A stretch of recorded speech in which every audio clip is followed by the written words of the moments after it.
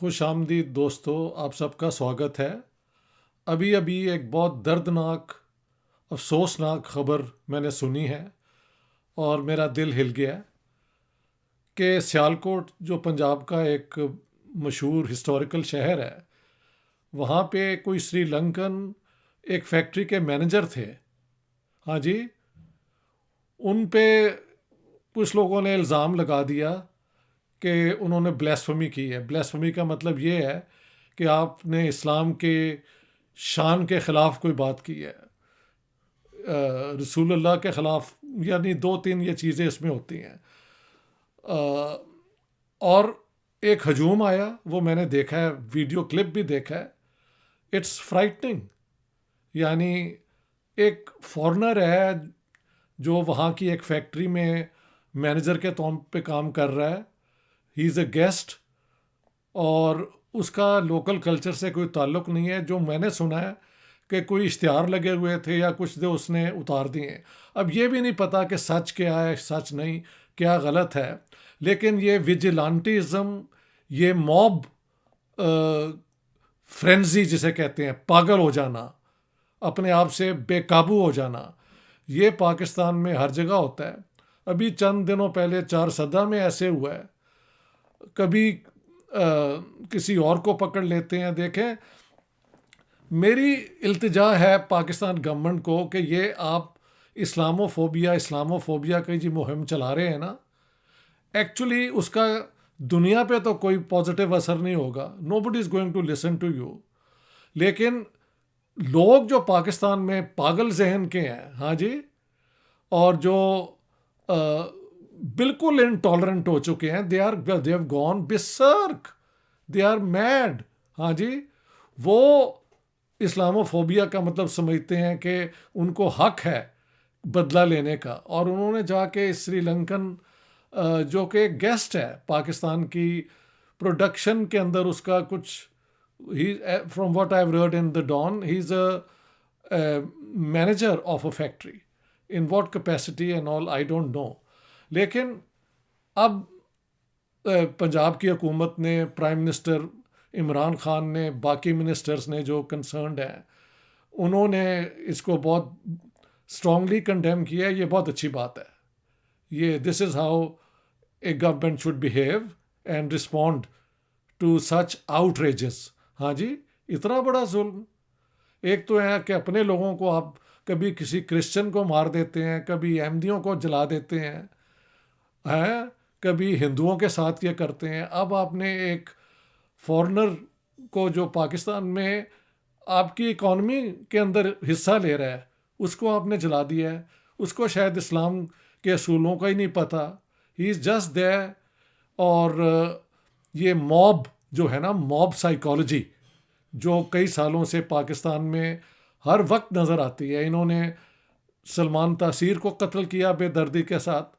इन्होंने शहबाज शरीफ, जो federal minister थे फॉर माइनॉरिटी अफेयर्स और क्रिश्चियन थे, उनको शूट डाउन किया। इन्होंने मशाल खान को बेदर्दी से कत्ल किया। एक प्रोफेसर थे अंग्रेज़ी के बहावलपुर में, उसको उनके अपने स्टूडेंट ने जाके कत्ल किया और वहाँ बैठा रहा कि आओ मुझे तुम अरेस्ट कर लो। इसने कोई, पता नहीं, कोई पार्टी, वेलकम पार्टी करनी चाहिए थी स्टूडेंट्स की। ये देखें, ये बर्बरियत है। ये बर्बरियत भी नहीं है, क्योंकि अरब सोसाइटी में ऐसे नहीं होता, ना ईरान में होता है जो इस्लामिक स्टेट्स हैं।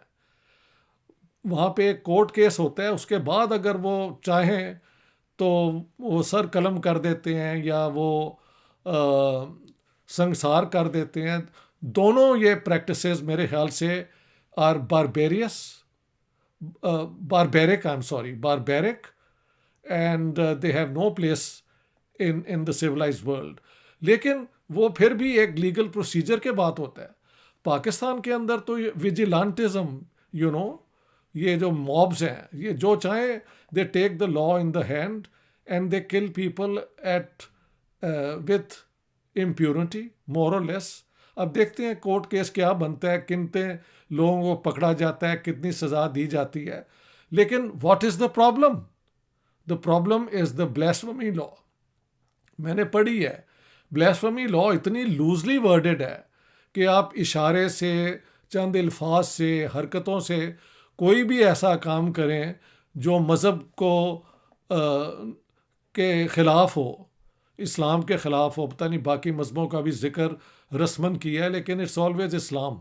हाँ जी, तो आपको चार्ज किया जा सकता है। जब ये कानून बना था आई थिंक 1981 या 82 में, तो उसमें था कि मैक्सिमम पनिशमेंट सज़ाए मौत के बजाय शायद लाइफ इम्प्रिजनमेंट थी और एक फ़ाइन था।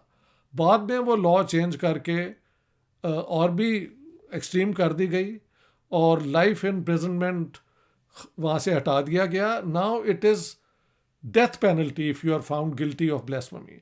तो being found guilty of blasphemy तो एक प्रोसेस है ना, जिसकी सेफ्टी, जिसकी लीगल प्रोसीजर पे बहुत बड़े सवाल हैं।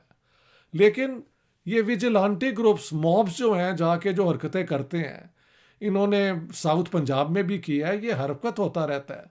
और अब तो श्रीलंका के एक जो हमारे गेस्ट यहाँ पे हैं, मैनेजर ऑफ अ फैक्ट्री, उनको भी इन्होंने मार दिया है। Who knows that poor man didn't even understand what he was doing. यही मैंने क्रिश्चियंस को कहते देखा है कि हमें तो पता ही नहीं कि ब्लास्फेमी का मतलब क्या है। नर्सेज को ये वो इतनी हरेसमेंट आप करते हैं यार। देखें, पाकिस्तान का दुनिया के अंदर जो ग्राफ है ना, वो AP centre of terrorism, AP centre of extremism, AP centre of you know all those unlawful illegal activities, non state actors, ये सारा है। थोड़ी देर से ये सबसाइड हुआ था। हालांकि तारीख तालिबान पाकिस्तान ने यहाँ पे टेररिज्म की है वो, और लबैक वालों ने भी किया है। कई हमारे पुलिसमान उन्होंने मार दिए थे, आपने उनको छोड़ भी दिया। तो मुझे नहीं समझ आती कि स्टेट के ऑफिसर्स को जब कोई एक इस तरह बेदर्दी से मारता है तो उसको आप बरीउज़्ज़मा कैसे कर देते हैं? यानी how could you let go people who were charged with all these crimes of the Tehreek-e-Labbaik. हाँ जी, उनके लीडरशिप को तो कम से कम आपने रिलीज़ कर दिया। हाँ जी, हाउ इज़ दिस पॉसिबल? और अब जब तक ये कानून रहेगा तब तक ये चीज़ें और ये हरकतें होती रहेंगी। और Pakistan cannot claim to be a democracy. Democracy does not mean mob power. Democracy does not mean majority brute tyranny. No, not at all. Democracy is basically a form of government in which the rule of law prevails, in which everything proceeds according to a process, procedure जो है legal procedure, और उसके बाद एक verdict आती है, एक judgement आती है। लेकिन अगर कानून ही अनडेमोक्रेटिक हो, इनह्यूमन हो, बारबरस हो, तो उसमें प्रोसीजर्स भी जो हैं वो they are not of any great value. लेकिन फिर भी यू कैन से कि procedural decision is one thing.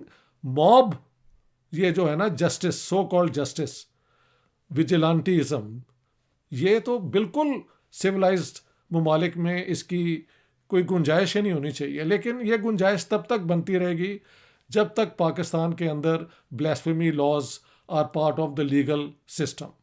जब तक आप इसको नहीं हटाएंगे, Pakistan will never qualify to be considered a state of a state with any democratic content in its activities. It will always be considered a society in which through law you oppress, you harass, you kill, you burn individuals who do not fit into your description of whatever is the right position on religion and so on and so forth. ये 21st century में ये क्या हो रहा है? और इसका एक एंगल ये इस्लामोफोबिया जो ये बात करते हैं ना, actually this encourages people in Pakistan to take the law in their own hand. अब हुकूमत ने कहा है कि वो पनिशमेंट भी देंगे और सबको सज़ा मिलेगी। देखते हैं अब क्या होता है। But this poor man, his life is lost, and I don't know how many more lives this blasphemy law will claim.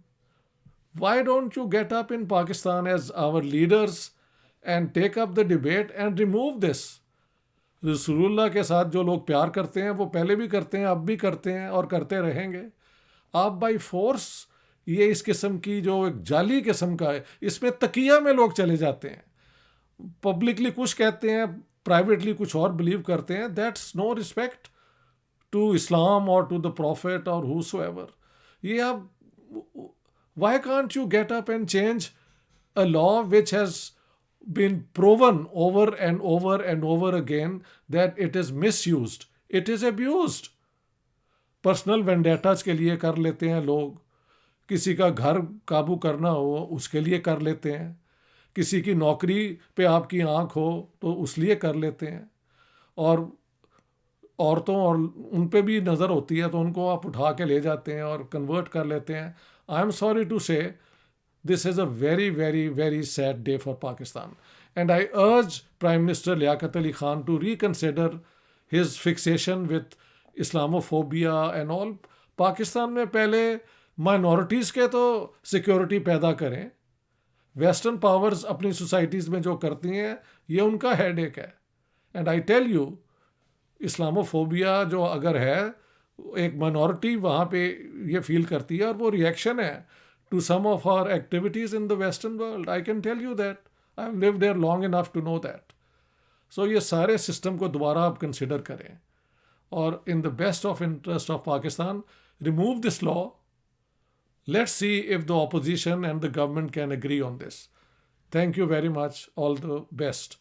But I'm very sad to have been compelled to make this video. There was no need अगर इस किस्म की हरकत ना होती. I'm so sorry to say that.